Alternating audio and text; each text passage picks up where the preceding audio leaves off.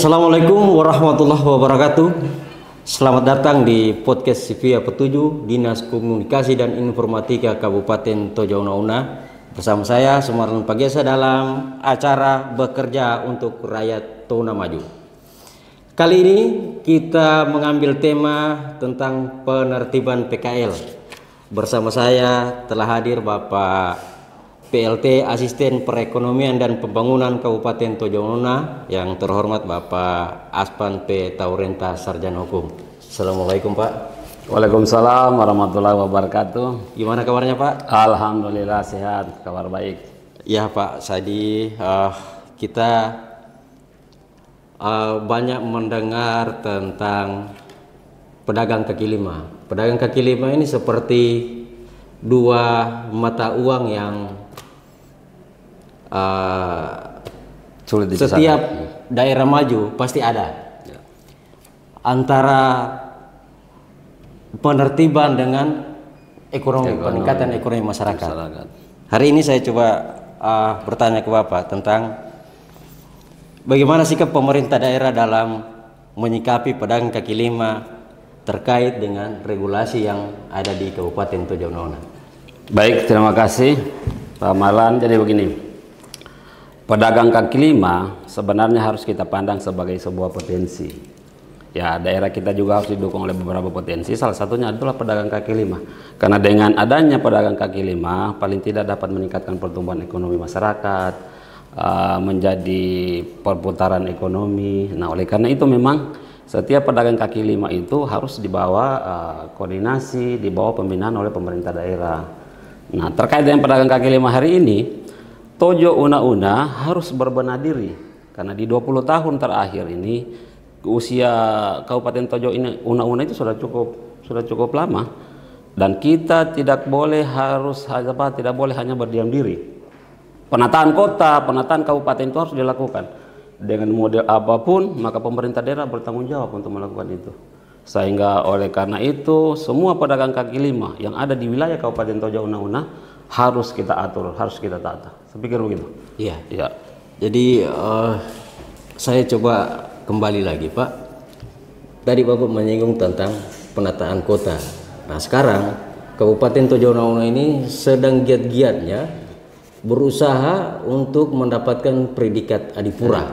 Nah terkait dengan hal itu, apa konsep yang dilakukan oleh pemerintah daerah mengenai pedagang kaki lima ini yang menempati kawasan-kawasan tertentu yang pada dasarnya atau mengurangi estetika pariwisata. Ya, jadi begini, jelas di dalam regulasi kita, Tojo Una itu ada Perda nomor 6 tahun 2022 tentang penataan dan pembinaan pedagang kaki lima. Nah, di dalam peraturan daerah itu kewenangan memang ada di pemerintah daerah. Pedagang kaki lima yang ada di wilayah kota maupun di luar kota itu harus kita tata. Ada zona-zona yang sudah ditetapkan di mana mereka boleh berdagang, di mana yang zona terlarang. Nah, terkait dengan penataan kota ini, sekarang kita fokusnya kepada penjual ikan. Nah, kita juga kan tidak boleh membiarkan itu di semua titik, di semua tempat ada penjual ikan. Pertama mengganggu estetika, yang kedua pasar tidak terkoordinir nantinya. Fungsi pasar hilang. Nah, alhamdulillah Tojo Una itu sudah ada pasar modern. Nah, aset ini harus kita jaga dan harus kita kembangkan.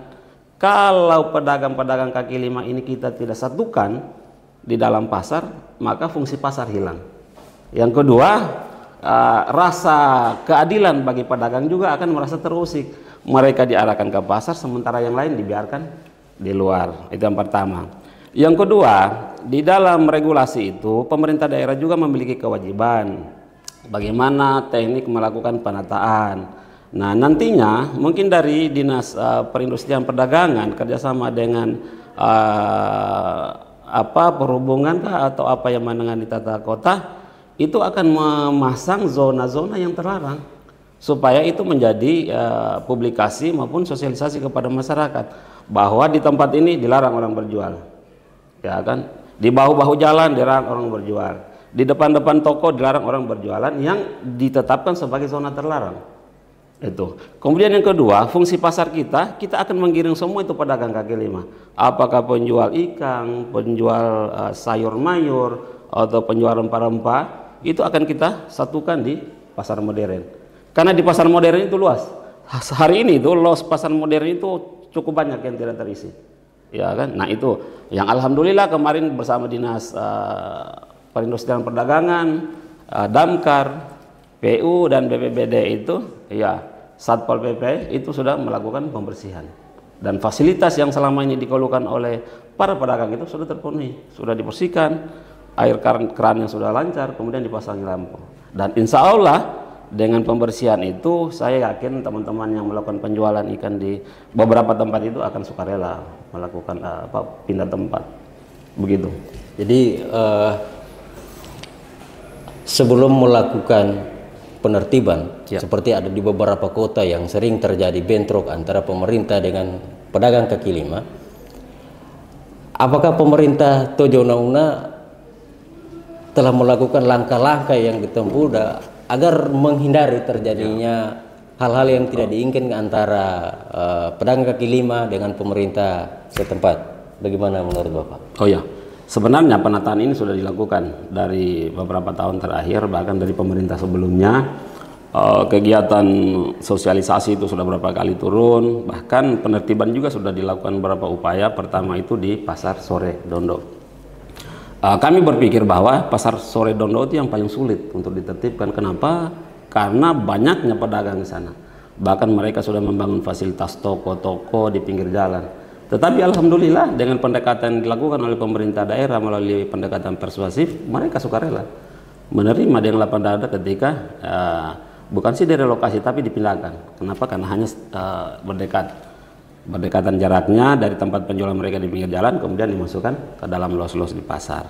Yang kedua, selain dari sosialisasi, juga beberapa kali melalui tim penertiban yang dikoordinir oleh Satpol PP itu sudah beberapa kali melakukan penertiban. Mereka menemukan penjual ikan di pinggir jalan, mereka minta untuk pindah, ya kan. Paling tidak ada tindakan-tindakan nyata untuk meminta dengan sukarela. Saya pikir dengan pendekatan persuasif itu lebih bermanfaat dan lebih bermartabat. Kenapa? Karena pemerintah juga biar bagaimanapun harus mengayomi rakyatnya. Itu. Yang kemudian juga terkait dengan penertiban PKL ini, beberapa upaya-upaya itu sudah dilakukan, menyediakan fasilitas di pasar, dan yang akan datang ini Pak Bupati juga sudah memprogramkan. Pertama akan membuka atau menempatkan di pasar itu lokasi terminal. Insya Allah nanti ke depan terminal kita itu, terminal induk akan ditempatkan di dekat pasar modern Ampana. Dengan adanya terminal di sana, saya yakin semua penumpang baik yang dari arah timur maupun dari arah barat akan terkonsentrasi, sehingga akan menambah suasana di pasar itu menjadi ramai dan pengunjung pasar akan banyak. Gitu. Iya Pak, jadi dari penjelasan Bapak tadi, semoga masyarakat Tojo Una, terutama para pedagang PKL dapat memahami dan dapat menginspirasi sehingga dapat menciptakan Kabupaten Tojo Una yang lebih maju, lebih sejahtera, dan pariwisatanya makin maju. Yang terakhir Pak, sebagai pemerintah daerah, apa yang menjadi harapan dan impian Bapak terkait dengan PKL ini Pak? Oke, iya, jujur saja pemerintah daerah itu berkewajiban untuk bisa mensejahterakan rakyatnya, sehingga harapannya ke depan dengan upaya program pemerintah itu melakukan penataan kota. Sekali lagi saya lebih cenderung ke penataan kota.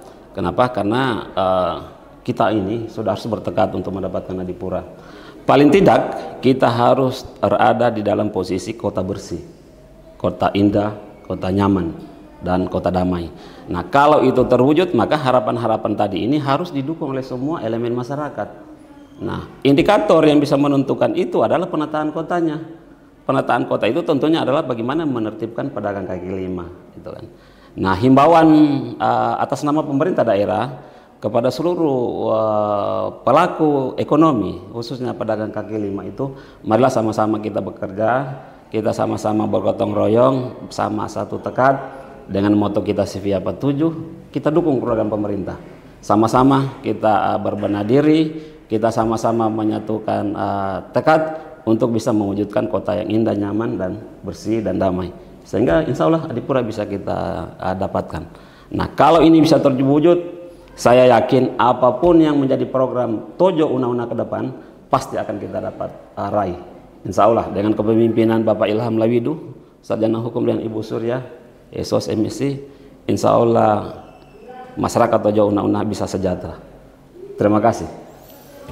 Oke, sahabat Una dimanapun berada, terima kasih. Hari ini kita telah mendapatkan pencerahan dan penjelasan dari pemerintah daerah Kabupaten Tojo Una-Una terkait dengan polemik pedagang kaki lima yang ada di wilayah Kabupaten Tojo Una-Una. Atas nama podcast CV apa 7 Kabupaten Tojo Una-Una, kami mengucapkan terima kasih pada Pak Bapak. Semoga sukses dan barokah. Terima kasih. Bagi masyarakat Una, tolong jangan lupa subscribe, like, dan komen di podcast CV apa 7 Diskominfo Kabupaten Tojo Una-Una. Saya Sumaran Pagesa mengucapkan terima kasih. Sampai jumpa lagi. Assalamualaikum warahmatullahi wabarakatuh.